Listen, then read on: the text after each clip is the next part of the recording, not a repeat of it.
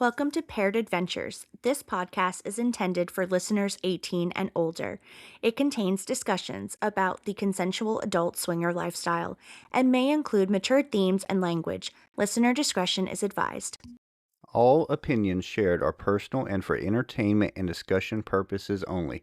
This podcast does not provide professional, medical, legal, or relationship advice. All activities discussed involve consenting adults. We do not support coercion, exploitation, or illegal behavior. By listening, you confirm that you are of legal age and choose to engage with this content.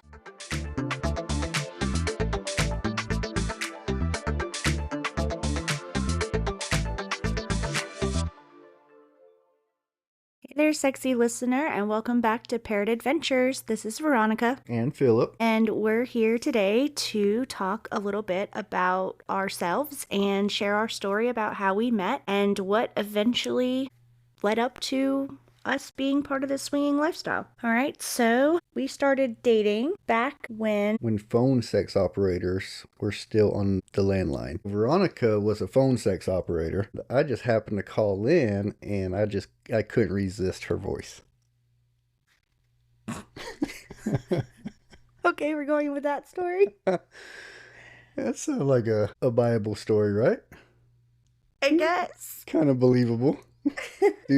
Do your sexy voice. Hey there, Daddy. You called in today? All you have to do is slide that card.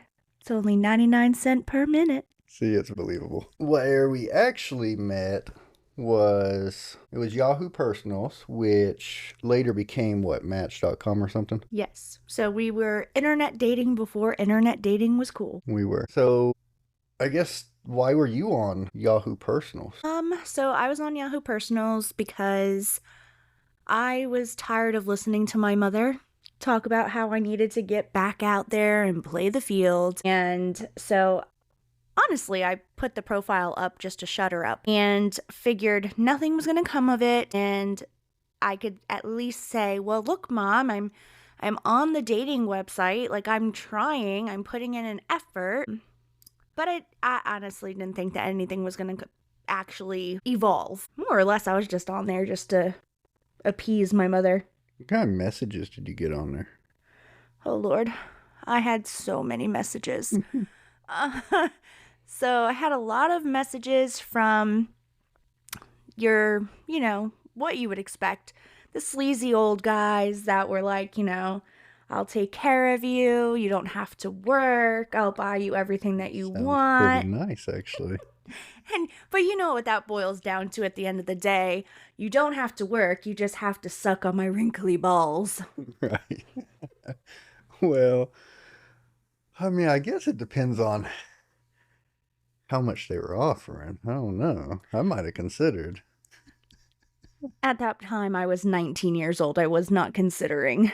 Right. So 19-year-old you with your alias name on there. And I think you had a picture of you in like a swing set, like outdoor swing set, like you swing in, I think. Yes. Maybe that should have been a sign long time ago. Maybe that was foreshadowing. Foreshadowing the swinging lifestyle. So I got on there as a free member. I did not pay for it, and I was just searching. Kind of bored of the same old, same old. I think I told you guys on a previous episode that I lived above a bar in downtown. One night, I had a female friend that I met downstairs come up, and after we were done, doing what adults do, I guess at some point in the night, she decided that she couldn't hold her bladder anymore and peed in my bed. Yeah, we're going there. We're telling the story about pee girl? We are. And this was not the sexy pee, okay? We're not talking about squirting. We're talking about full-blown pissing your bed. Yeah, just pissed all over my memory foam mattress. I did not have a mattress protector. So I roll over in the middle of the night and just lay in sopping wet peed on sheets. And it was probably like 6 o'clock in the morning by the time I realized that. So at the time, I was a smoker. So I got up and I'm like, I can't handle this right now. We stayed out way too late drinking, and I'm going downstairs and having a cigarette. So by the time I came back, she had already got dressed into what she's wearing that night. Um, and basically was like, all right, I'm out of here. And I'm like, what I was thinking in my mind was, what about my fucking mattress? Like, Like, excuse me, but you left something behind. yeah, exactly. So, yeah, that's what kind of like stemmed it for me. Before that, I was in like a 2 year relationship that was not even a relationship. I was kind of messing around on the side. It was not great. So I was just kind of tired of everything. Tired of meeting people the old school way. And I think Yahoo Personals was kind of something new, and it was just coming out. So I got on there as a free member, and I happened to see Veronica's profile, and she caught my eye. However, like I said, I did not want to pay for said program. So I start looking up her fake alias, which I did not know was fake at the time, all over MySpace, right? It was MySpace back then. Yep, my good old MySpace. So I'm like, okay, this 19-year-old girl has to be on MySpace. And I'm searching everywhere. I'm like, I cannot find her. So I think a couple days go by, and I get on there a couple more times. And some reason I was just drawn back to her. And I'm like, okay, let me bite the bullet. I'm going to pay the whatever it was back then, $10.99 or something. That's a whole Netflix subscription. I subscribed. I sent her a message. I think she left me on red for probably a week. Yeah, it was about a week. So at that point, I had already gotten, like I said, a million messages from old pervy men. And so I was like, yep, exactly what I thought. This is just a bunch of nonsense. It's just up there to be up there. Nothing's going to come of it. And my profile was pretty much like straightforward, to the point. At the time, I was not really looking for a relationship. I had gotten out of a 4-year relationship, which was serious. And it had been about a year since I had gotten out of that relationship. So it wasn't like a new breakup or anything like that. I've had plenty of time to mend my wounds. And I received an email from Philip, and it said, you have mail. We were like in the AOL days. So you have mail, and it's from Philip today. And I saw it come in, and I was like, Philip today? Like, okay, well, who the hell are you going to be tomorrow? And so I just let it go. I was like, I am not even going to open this message. This is just another pervy old man wasting time. It's just too much effort to even open this. So I let it sit there, unopened, went about my life. About a week has gone by, and I get this nagging feeling in the back of my brain that's like, hey, you should probably open that email. And I'm fighting with myself. Internal conflict going on. Like, I am not opening that email. Absolutely not. This is a flake. The name is Philip today. Like, really? Come on. So, this nagging little feeling. So, I'm like, you know what? I'm just going to open the email. I open the email, and just very straightforward email. Like, hi, I'm Philip. I think that we might have a lot in common, and I'd like to get to know you. Okay. So, I'm like, all right, well, doesn't seem like a pervy old man. He's not offering me money. He's not promising to, take care of me for nothing.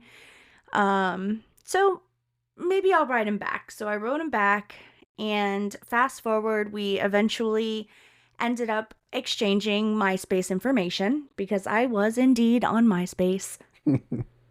Right. So I got the real MySpace name and the real name after that. I think at some point you asked me, you're like, what is this today? Like, that can't be your last name. And I'm like, no, it's not. But, again, I didn't want to put all my real information out there. This was very new back then. This was not like it is in 2025. This was kind of unheard of. You saw the ads all over TV, Yahoo Personal, stuff like that. But beyond that, it was still kind of new. Well, and I mean, I'm a stranger, and you were too. Yeah, exactly. And you could have been a serial killer. You could have been a serial killer. And we'll get there, fast forwarding, but just foreshadowing the serial killer. Um, so so I finally give him my MySpace information, and we talked back and forth on MySpace for about 2 weeks. And then he's like, well, can I like just get your number? And so like we can talk. And now I'm like, oh no, this stranger like on MySpace, like we can kind of keep it distant. Like I can block him, like remove him as a friend. Like I have my safety net. But if I give him my number, what if he uses my number to track me? Like all the scary stranger danger things are happening in my brain. So I'm like, all right, I'm not going to give you my number. You give me your number. So he sends me his number, and I'm like, all right, I'm going to call him, but I'm going to *67, I think it was, or *69, I can't remember. But this handy dandy feature that we used to have, or maybe still do, I don't know, where you could call someone and it would block your number. So I called him with my number blocked because I figured worst case scenario, if this doesn't go well and he is truly a psychopath, he doesn't have my number and he can't call me back. So we could just end that there, right? And then I can remove him from my MySpace, never have to see him, never have to hear from him. It'll work out. So we had a phone conversation, and that phone conversation went really well. I could imagine back then that we probably stayed on the phone all night because that's what you did, right? Mm-hmm. So we probably talked for many, many hours, and I had to be at work the next day. I got up real early, had to be at work by 6:30 every morning. So I probably had to get up at that point like 5:30. I could almost bet we stayed on the phone till about 3 in the morning. Yeah, that sounds like about right. Yeah. So, and that kind of went on and on for what, at least a few days, because I think we finally touched base or started talking maybe early in the week. And then I definitely had work all week, so I wouldn't be able to meet you until the weekend. We actually lived in different cities from each other. They were close, about 30 minutes away, but just in a different area. I can't remember how long we actually talked, but we talked every day once we started talking. And then I think it was that first weekend after starting to talk on the phone that you asked me out on a date. That sounds about right. But then I had to go and meet her. So that's nerve-wracking too. So you get these pictures online, and this was probably before Catfish the series. Maybe, yeah. Or it was just coming out. I don't know. I don't think that was in my mind, but what was definitely in my mind was like, is this person real? Are the pictures real? Is she really 19, or am I going to pull up and see like a 46-year-old woman? Like, what's going on here? Why is this beautiful 19-year-old on Yahoo? Well, and I kind of had the same questions. Like, why is this guy on Yahoo? Like, is he really going to show up and be who he is in his pictures? Or is he some really fat, doesn't bathe, lives with his mom in his basement dude? So I agreed to go on a date, and for me, that was really nerve-wracking because I was 19 and had just gotten out of a 4-year high school relationship. So I had never been on a real grown-up date, I guess you could say. My dates were just like prior to that, hanging out with my boyfriend after school or meeting up with friends at a movie theater. So I had never had like an actual grown-up date like you would see like in a movie. And that was all that I had to go on of what a date should look like as a grown-up. You know, the guy comes, picks you up, you go out on a date, and then when you come home, like if you had a good time, like they would give you a kiss to end the night, and that means that it was a good date. He comes and he picks me up, and this is where it's kind of comical. So at the time, I was living with my aunt and my uncle, and a little bit of backstory on my uncle. He was a Marine, and of course, I couldn't tell my family that I had met this guy online because, again, serial killer. So I actually fibbed and told my family that I had met him at my place of employment, that he had come in for lunch and I had met him there, and he had come back into the restaurant and had asked me out. So my uncle, being the ex-Marine and super, super protective, he had my young cousin, who was probably 8 at that time. He sent him out the back door, unbeknownst to me. He sent him out the back door and around the house to go and write down Philip's license plate number. And so I go, Philip knocks on the door. I go and I answer the door. And of course, I'm not quite ready yet. So I'm like, just give me a couple more minutes. I'm just, getting ready to leave. And this is my family. They're all there. So have to, do the whole awkward, like, hey, meet the family. This is my uncle. This is my aunt. And so my uncle, as I leave the room, he starts to grill Philip. He does. And he proceeds to ask him for his driver's license so he can make a photocopy of it. And I'm pretty sure he did. And informs him that he is a Marine and that he can shoot him between the eyes at 300 yards away. Knowing what I know now, I'm not sure if he could hit me from 300 yards. But then I'm like, oh shit. So I hear all of this going on, and of course I'm already nervous, so I'm thinking, oh my God, like this is so embarrassing.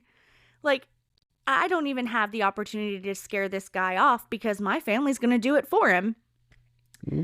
But he was a good sport, and he provided his driver's license, allowed it to be photocopied. He was told that I needed to be home by 11 o'clock on the dot, or else they would track him down. They had his license plate and his ID, and they would find me. And so I finally get done getting ready, and I come back out mortified, hoping that he's not like, what the hell have I gotten myself into? And we go to leave.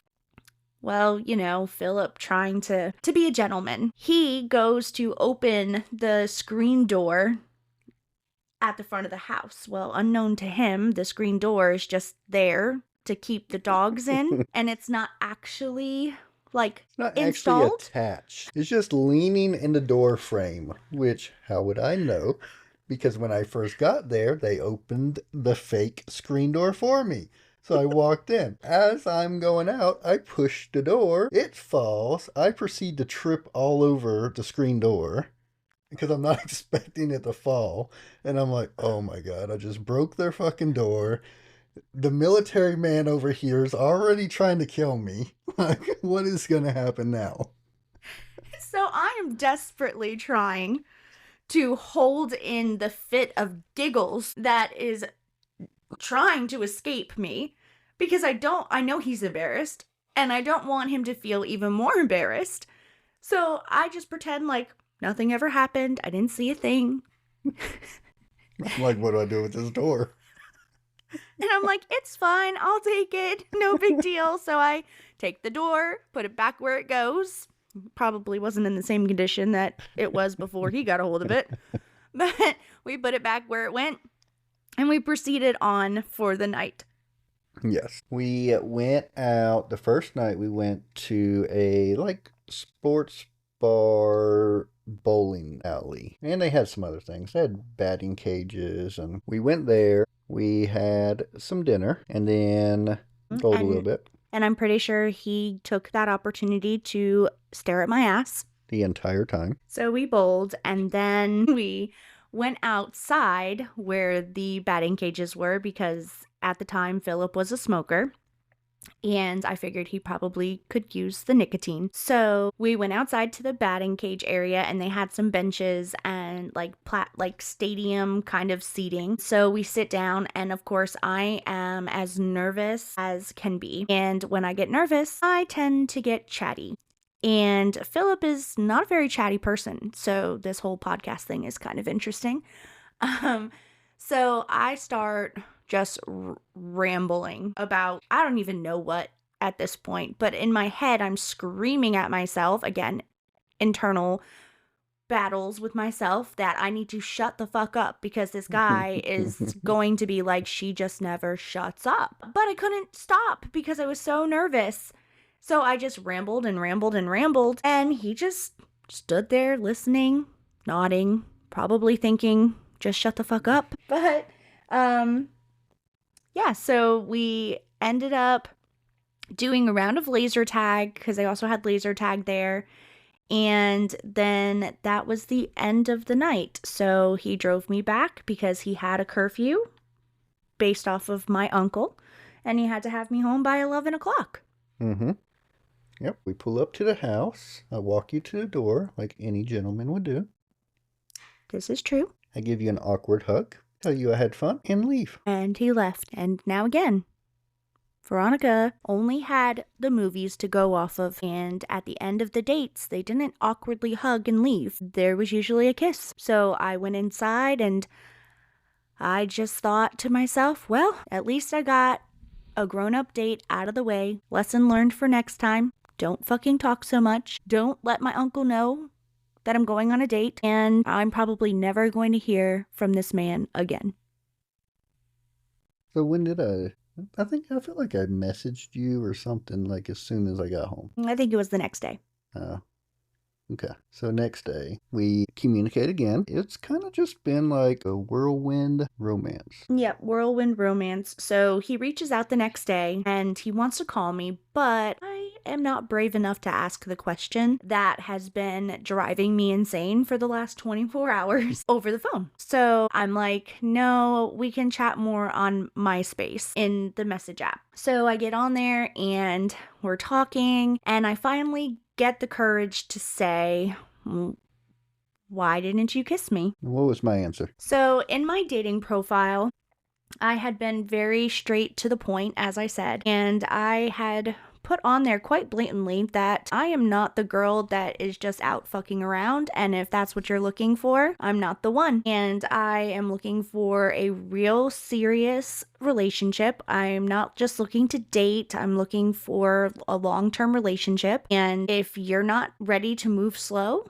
then just don't even bother reaching out to me. And so his response was that he wanted to show me that he respected me and that he was okay with taking things slow and letting me set the pace. And that's why he didn't kiss me, that he wanted to, but he also wanted to make sure that it was something that I wanted. Well said. So at that point, we have to fast forward a little bit just due to time. Everything moved extremely fast, I would say, at that point. What was it? It was about 2 months after, well, I'm going a little too fast. 2 months after we went on our first date, you moved in. But before that, I think it was like a few weeks, I asked you to make it official. Yes, I think it was our third date is when we made things official, which again, novice dater here, I didn't even realize that you had to make things official in order for your person that you were dating to only be dating you. So I guess we made it like exclusive at that point. Yeah, exclusive. Because, I mean, before that, and I think this relates to even today's dating world, is we were just talking at that point.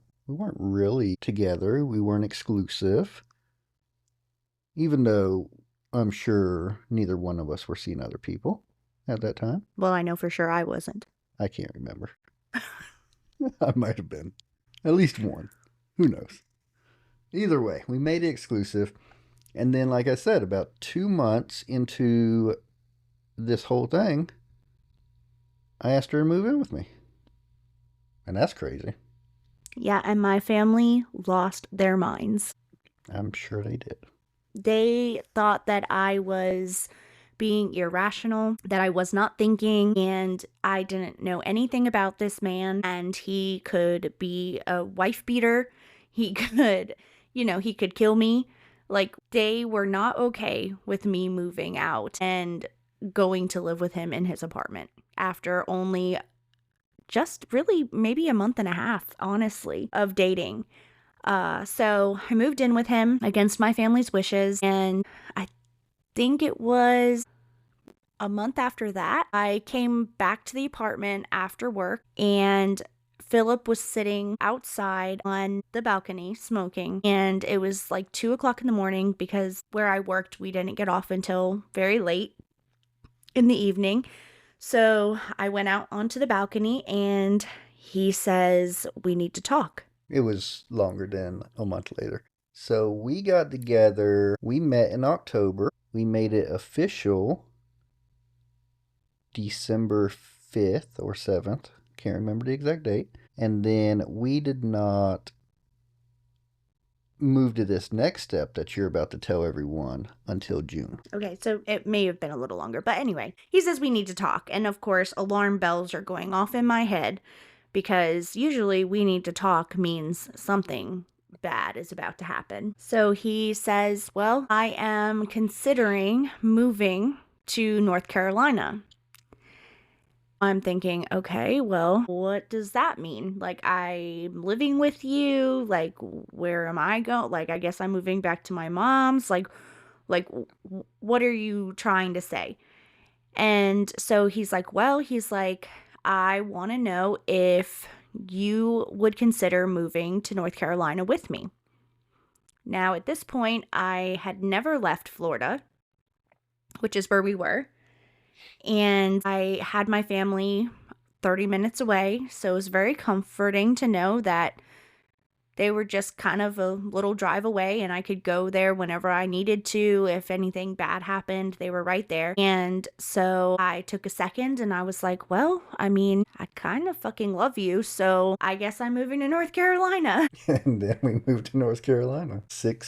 Basically 6 months in to us dating. Yep. And so we continued to date, living in North Carolina, which he moved me out into the sticks, which was terrible because I had always been a city girl and I'd never lived in the country. I did not know what it was like to have to drive 30 minutes in any direction to go to the grocery store, Mm.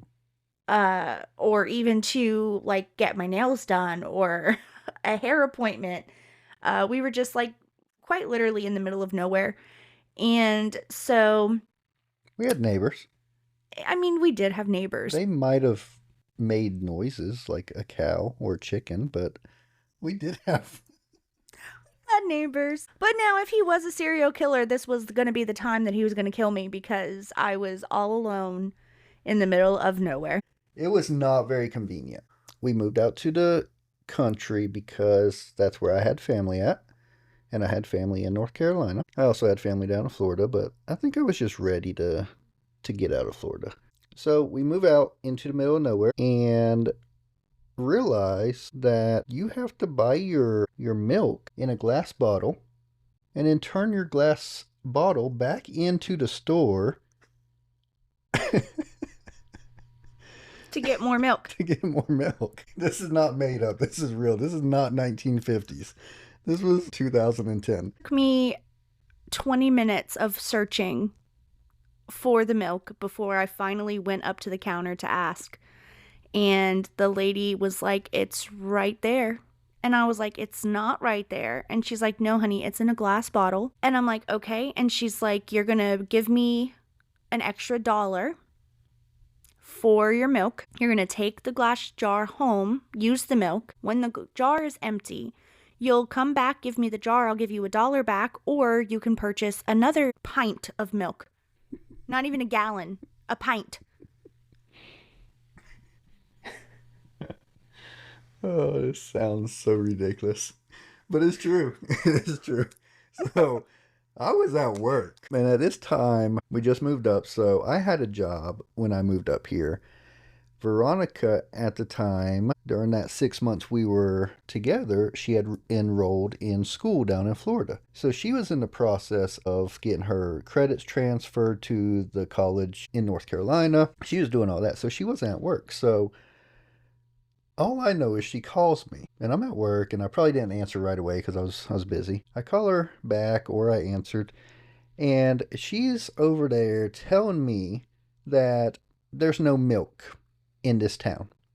And I'm like, what do you mean there's no milk in this town?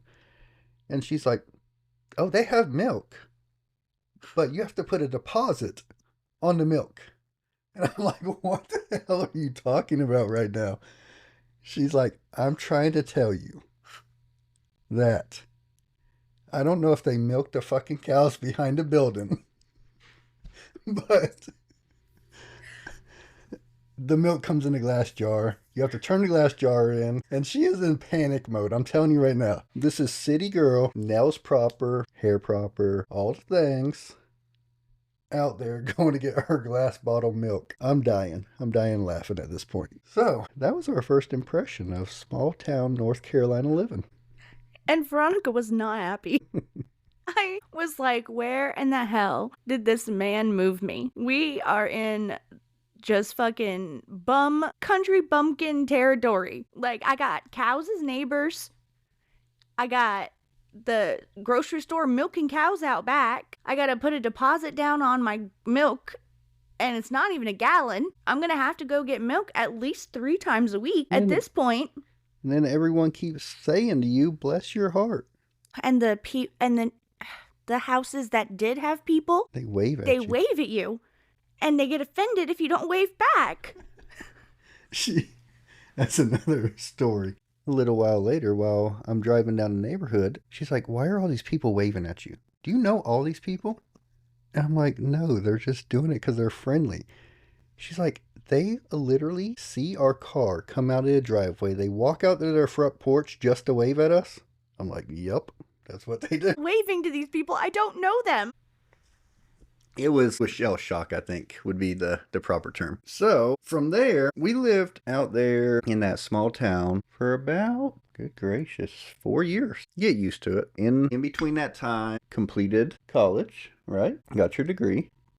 Started working, did an internship, did all that. I was working for the same company up until the project I was on was shutting down. So at that point, we had another decision we had to make in 2013. You do have to rewind a little bit because you did miss a big moment in our lives. Oh, well, tell them about that. So, after about 2 years of dating, I was getting a little restless with this Susie homemaker lifestyle, and I was doing all the wife things, but I was just a lowly girlfriend. So I started asking the questions.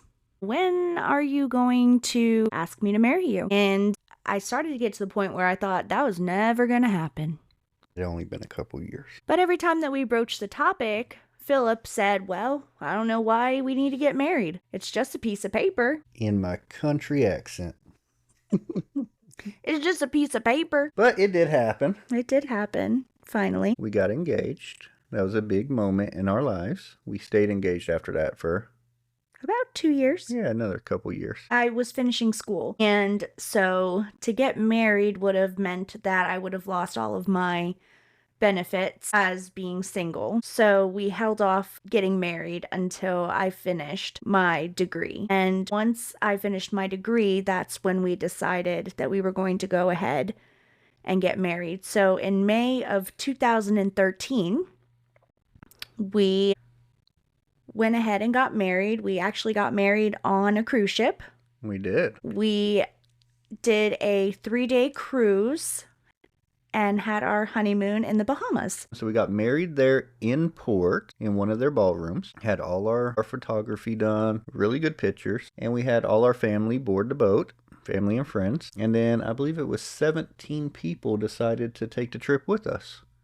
So kind of unusual for a honeymoon, but I mean, we had our alone time. I think it was good. It's a good way to get married. And then you get your honeymoon all in one. And at that time, we were just poor young people. Yeah, we had to have a wedding, but make it economically sound decisions at the same time. So this was the best bang for our buck because we could have spent all the money on a wedding and then never had a honeymoon. So we just decided that for us, financially speaking, this was the best way to go. And we got the best of both worlds. I think it turned out beautiful. It was a good ceremony. So let's see. End of 2013, like we were alluding to before, we had to make a decision. Yep. So his company had completed the project and they gave him the choice of relocating to Texas or going back to Florida. And at that time, I was getting claustrophobic. We'll go with claustrophobic. I was getting a little claustrophobic. I didn't have any friends really. I had no family. And at the time, Philip traveled a lot for work. So there were times where he was not around. And so essentially, I was by myself in the middle of nowhere. And it was becoming kind of lonely. You're kind of like homesick in a sense to Yeah. get back to family that we had left behind in Florida. Yep. So I was like, I am absolutely not moving to Texas because I can tell you right now that I'm not cut out for the country. And that's what Texas is.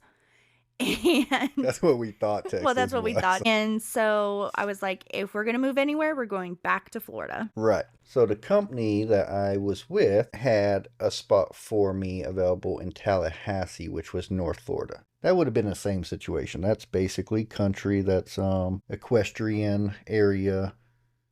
So we decided that I was gonna get a new job and we would move back down to South Florida where we came from. Yep. So we found another job for him that paid about the same as what he had been previously making.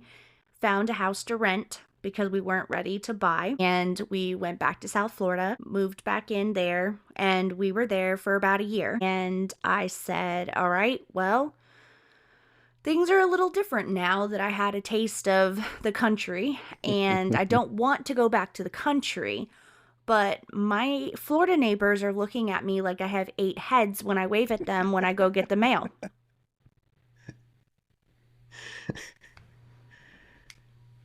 That's probably valid. I think that Veronica was to the point, and I definitely was. I love North Carolina. I didn't quite love where we lived when we lived in North Carolina, being that far away. When she says we were 30 minutes away from a store, we were 30 minutes away from anything besides a Dollar General and a gas station. It was too much.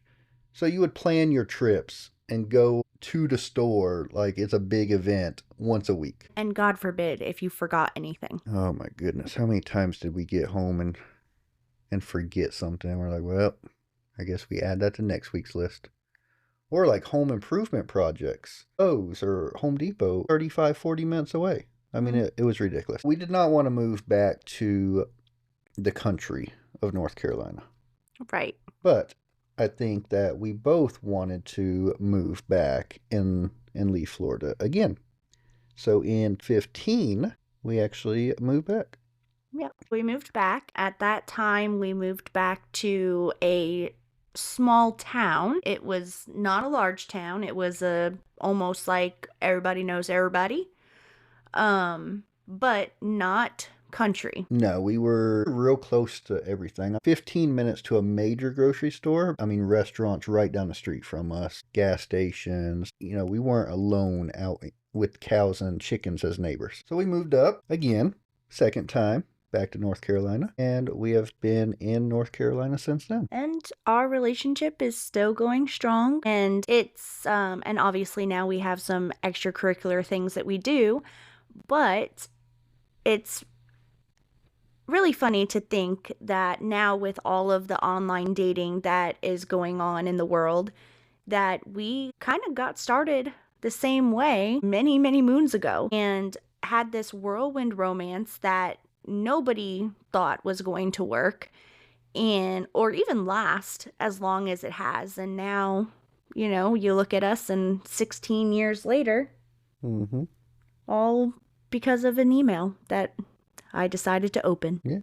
So that gives you a little bit about us. Most of our other episodes are going to be kind of lifestyle related, but we thought it'd be a great idea for you to get a little bit of backstory on our relationship and how we got to where we are today. I think that that's going to end today's episode. And I don't know, Philip, what do you want to talk about next time?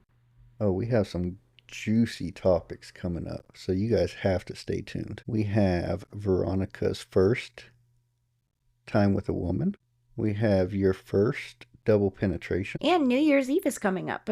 So we're going to plan on going out to a lifestyle event for New Year's Eve, so we'll definitely be reporting back on that and some of the fun activities that we get into, and we hope that you guys do come back and listen.